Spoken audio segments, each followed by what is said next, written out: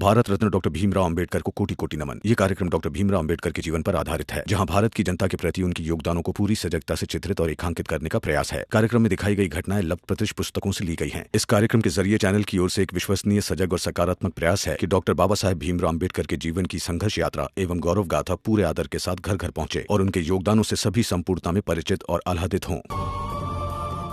रुकिए, रुकिए। मुझे मेरी गलती समझ आ गई। आपको पागल कहकर संबोधित करना यही मेरी सबसे बड़ी गलती थी। मुझे माफ कर दीजिए। मुझे आत्मबोध हो गया है।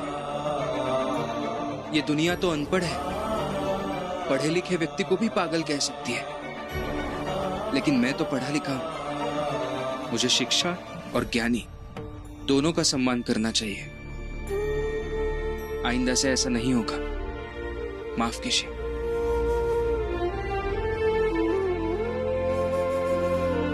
सिलेबस बताओ। तुम्हारी कक्षा के समाज शास्त्र विषय में क्या क्या पढ़ाना है तुमको?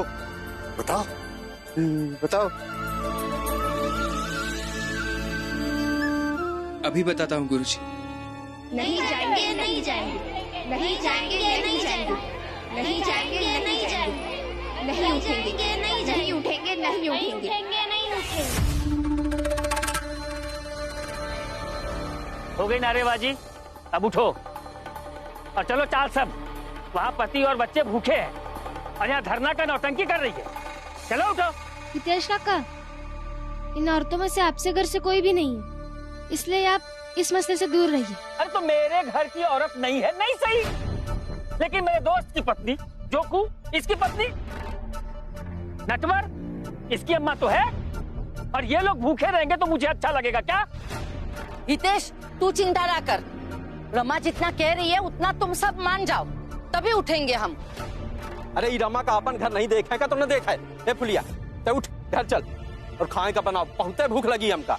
अब भूख लगी है तो खुद जाके बनाओ और खाओ। अब कहीं नहीं जाइए।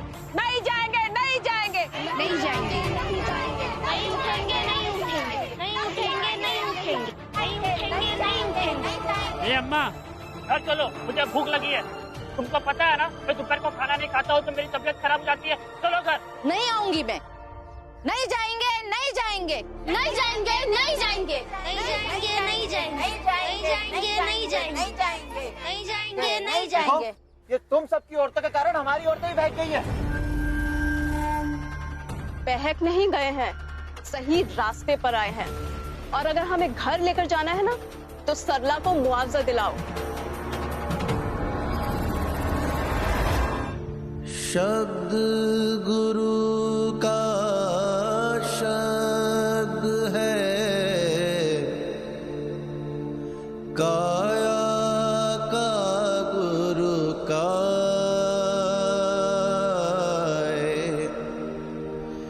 भक्ति करें नित शब्द की, सतगुरु यों समझाए, सतगुरु यों समझाए। तुम लोगों को शर्म नहीं आ रही है? सुबह से मैं कुछ खाया नहीं, बच्चा वहाँ पे भूखा है और यहाँ पे बैठ कर धरना प्रदर्शन कर रही हो। चला कर। नहीं जाएंगे, नहीं जाएंगे, नहीं जाएंगे, नहीं जाएंगे, चलो सब लोग। नहीं जाएंगे, नहीं जाएंगे, नहीं आएंगे, नहीं जाएंगे, नहीं जाएंगे। बात अब आगे बढ़ चुकी है। हम सभी मर्दों को एक होकर इन औरतों को सबक सिखाना होगा। जो करना है कर लीजिए, हम भी देखते हैं कि आज आप किस हद तक जाएंगे। एकदम सही कह रहे हैं आप। बताइए कि क्या करना है, बताइए। मिट्टी का तेल डालकर जलाना दें इन सभी औरतों को। अच्छा,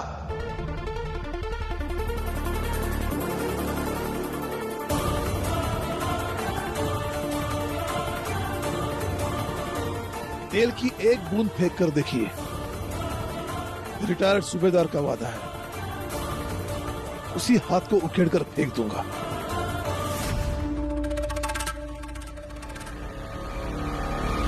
लेकिन यही अहम आप सब लोग छोड़ दोगे तो जीवन कितना सुंदर और सरल बन जाएगा।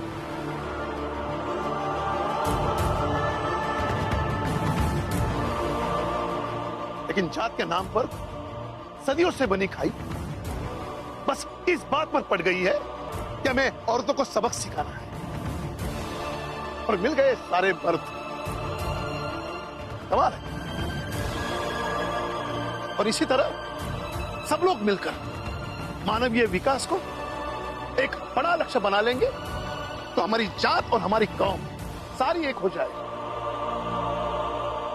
राम जी, तुम मर्द नहीं हो। मर्द के नाम पे कलंक हो, कलंक। बताओ, मर्द हो करके मर्दों का साथ न देकर औरतों की तरफदारी कर रहे हो। छी! हितेश भाऊ, औरतों की इज्जत करना ही मर्द का कर्तव्य होता है, और वही मैं कर रहा हूँ। और आप सब देख लीजिए, मर्दों की लड़ाई तो बस जात से है, मगर हम औरतों की लड़ाई जात के साथ साथ मर्दों से भी होगी। इसलिए जातिगत लड़ाई खत्म होने के बाद भी हम औरतों को अपने अपने हक के लिए लड़ते रहना होगा, और हर छोटी बड़ी लड़ाई जीतते रहनी होगी। और इस जीत की शुरुआत हम यहीं से करेंगे। हमें क्या कमजोर समझ के रखा है कि हम हार जाएंगे? हम मर्द हैं और दिखा देंगे कि बिना औरतों के भी रह सकते हैं। चलो भाइयों, चलो भाइयों, चलो।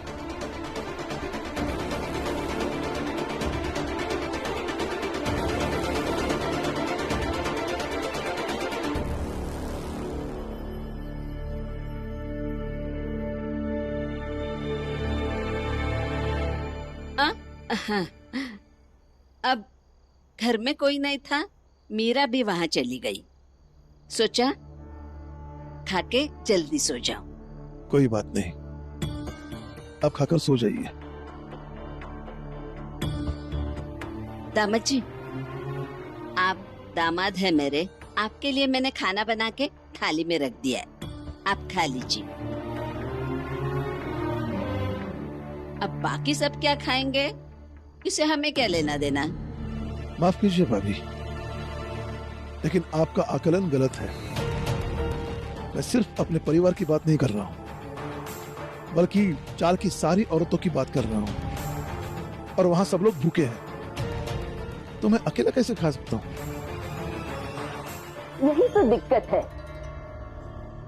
जैसे जैसे मैं यहाँ रह रही हूँ, वैसे वैसे मैं समझ पा रही हूँ कि जीजाबाई का यहाँ रहना कितना मुश्किल होता होगा। जीजाबाई का नाम बीच में कहाँ से आ गया? समझाती हूँ। यदि जीजाबाई यहाँ रहती तो आप उसे कहते सब लोगों के लिए खाना बनाओ, क्योंकि चाल में औरतें हैं नहीं तो मर्द क्यों खाना बनाएंगे। जीजाबाई मना कर देती, कोई भी औरत सबको खाना खिलाने का क्यों ठेका लेगी। और तब जब उसका इस लड़ाई से कोई लेना देना नहीं है और जीजाबाई ने ना कह दिया, तो आप और आपका ये लाडला बेटा, बाकी के सब लोग उसके खिलाफ हो जाते, उसे मन भर सुनाते, ताने देते। बिल्कुल नहीं, हम बिल्कुल ऐसा नहीं करते, और जबरदस्ती खाना बनाने को तो कभी भी नहीं कहते। क्या है ना, बचपन में मुझे, मेरे भाइयों को, बहनों को मेरी आई ने खाना बनाना सिखा दिया है, ताकि जरूरत के वक्त किसी से कहना ना पड़े। जैसे आज जरूरत है खाने की, लेकिन फिर भी आपसे नहीं कहेंगे। बाबा, हम बनाते हैं खाना। चल बेटा, साथ मिलकर खाना बनाते हैं। मतलब सबके खाने का राशन यहीं से इस्तेमाल होगा? तो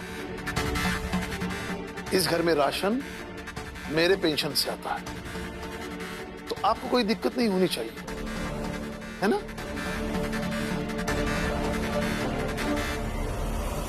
आप खाकर सो जाइए। आजा बेटा। आज लेकर आइए। एक क्या नाटक किया, हाँ? रात भर यहीं बैठने का इरादा है क्या? चलो घर चलो। नहीं जाएंगे, हम कहीं नहीं जाएंगे यहाँ से।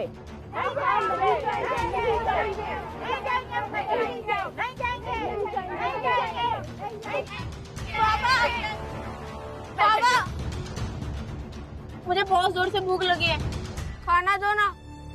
मुझसे क्या कह रहे हो? अपनी माँ से कहो कि चल के खाना बनाए। मैं थोड़ी खाना बनाता हूँ। नहीं बनाते, आज बच्चे के लिए बना दीजिए खाना।